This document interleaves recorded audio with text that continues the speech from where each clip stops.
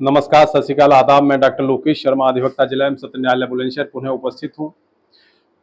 कल किए हुए वादे के सापेक्ष कल मैंने आपको जो आपसे वार्तालाप किया वो बहुत मार्मिक घटना थी। वो ऐसी घटना थी जो मानवीय संबंधों को तार-तार करने वाली थी, आपसी संबंधों को तार-तार करने वाली थी। लेकिन जिस घटना की जब जांच की गई तो पता लगा कि वो बहुत ही अमर्यादित स्थिति से एक प्रेमी द्वारा अपनी प्रेमिका जो उसके ज़्यादा निकट आ गई थी, उससे अपने उसी के पिता पर बलात्कार का झूठा आरोप मढ़ा गया था। बाद में घटना सच्चाई सामने आई। उसको मैंने तथ्यात्मक रूप से आपके सामने प्रस्फुटित किया।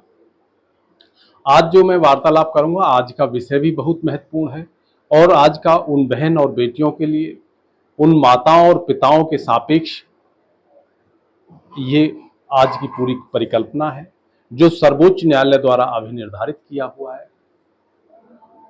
सुप्रीम कोर्ट ने एक क्रिमिनल अपील में बहुत ही एक अच्छा जजमेंट दिया है, निर्णय पारित किया है। निर्णय उन लोगों के लिए ज़्यादा मुफीद है कि जिनकी बेटियों या बहनों के साथ में कोई ऐसा कुकृत्य इत्यादि किसी भी नाबालिग द्वारा नाबालिग बेटी के साथ में कर दिया गया है, हो गया है। उस घटना के सापेक्ष क्या समझौता वैलिड है, समझौता हो सकता है या नहीं हो सकता है, आज इसी विषय पर चर्चा करेंगे। तो विषय पर चर्चा करने से पूर्व मैं अपने समस्त न्यायिक अधिकारी बंधुओं से एवं समाज के सैभ्रांत लोगों के साथ साथ विद्वान अधिवक्तागणों से एवं प्रशिक्षु अधिवक्ताओं से मैं विनम्र अनुग्रह करता हूं कि जो चैनल को देख रहे हैं वो लाइक करें, सब्सक्राइब करें और शेयर करें। विषय पे आता हूं। विषय वेस्ट बंगाल का है। पश्चिमी बंगाल में एक घटना कारित होती है। मैं नाम नहीं बता पाऊंगा, स्थान भी नहीं बता पाऊंगा, कुछ मर्यादाएं हैं, स्थिति है जो कि नाबालिग की स्थिति है। वहां जो घटना कारित होती है, वहां का माननीय उच्च न्यायालय बंगाल का उसे आरोपी को बरी कर देता है। किस आधार पर बरी करता है उस आधार को मैं बताना चाहूंगा।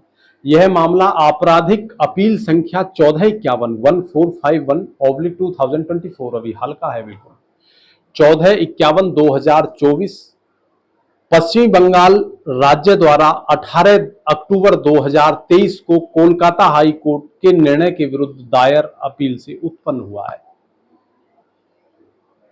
क्या उत्पन्न हुआ है? हाई कोर्ट कोलकाता ने एक ऐसे आरोपी को बरी कर दिया जिसे पहले विशेष पॉक्सो न्यायालय द्वारा पॉक्सो अधिनियम की धारा 6 और आईपीसी की धारा 363, 366, 376 2N और 3 के तहत अपराधों के तहत दोषी ठहराया गया था। उसको बरी कर दिया। क्यों बरी किया? घटना के समय लड़की 14 वर्ष की थी जो मई 2018 में 25 वर्षीय आरोपी के साथ अपना घर छोड़कर चली गई थी।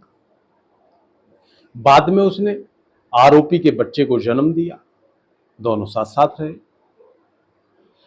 हाई कोर्ट ने पीड़िता के आरोपी और बच्चे के साथ लगातार रहने का हवाला देते हुए दोष सिद्धि को रद्द कर दिया।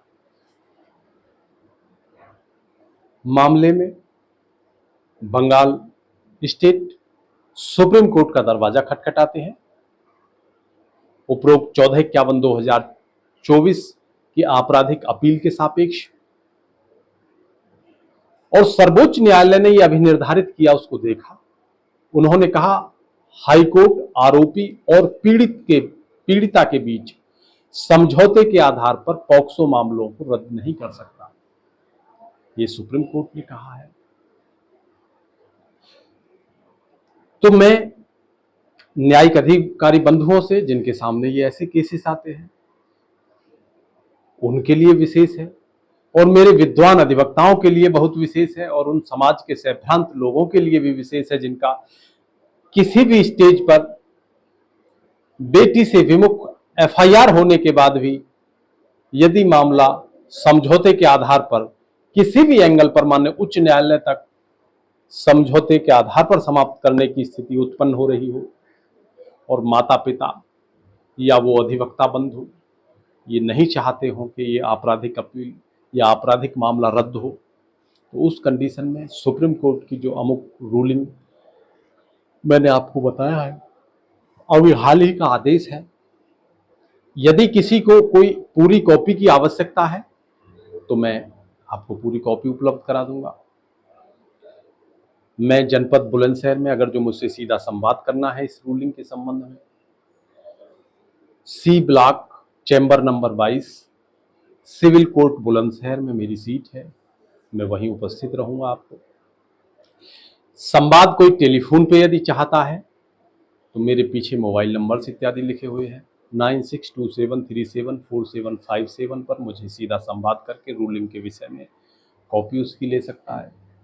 और इन कॉपी के आधार पर यदि कोई ऐसा केसेस किसी भी विद्वान अधिवक्ता द्वारा फाइट किया जा रहा है, फेस किया जा रहा है, ट्रायल लड़ा जा रहा है, तो उसमें वो अपनी अमुक रूलिंग के सापेक्ष अहम भूमिका निभा करके निश्चित रूप से उस समझौते के विरुद्ध अपना आपत्ति दाखिल कर सकते हैं।